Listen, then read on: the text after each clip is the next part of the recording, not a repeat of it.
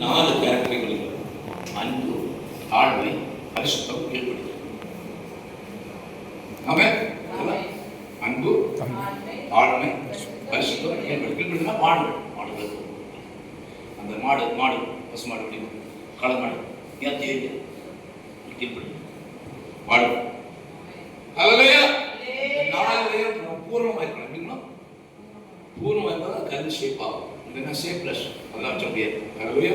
இதில் ஒன்று குறைஞ்சாலும் அந்த கல் தூக்கி அங்கே போடுறோம். இதை இருக்க முடியாது. சரி, அங்கே போடுறோம். அடுத்த பரிசுத்தம் இருக்கா? பரிசுத்தம் இருக்கு. அன்பு இருக்கா? அன்பு இருக்கு. தாழ்மை இருக்கா? தாழ்மை இருக்கு. கீழ்ப்படிதல் இருக்கா? ஹல்லேலூயா.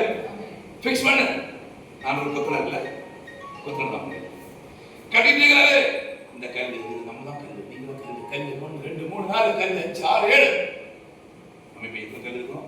7 கல். ஆமா, இந்த 7 கல்லை உருவாக்குறது எவ்வளவு பாடு. இங்கே பண்ணி டபுள் பண்ணி ஸ்மிஷ் பண்ணி இங்கே பண்ணி தட்டி இங்கே தட்டி நிமிர்த்தி இங்கே பண்ணி அப்போ ஒரு லெவல் பண்ணி அன்பில் ஒரு லெவல் பண்ணணும். அன்பு கன்செப்ட் பண்ணி பரிசுத்தம் இருக்கா? தாழ்மை இருக்கா? நாங்கள் பார்த்து தாழ்மை இருக்கா? தாழ்மை தோத்து போயிடுச்சு. தாழ்மையே இல்லை அந்த இடம் அப்படி ஒழுங்குல.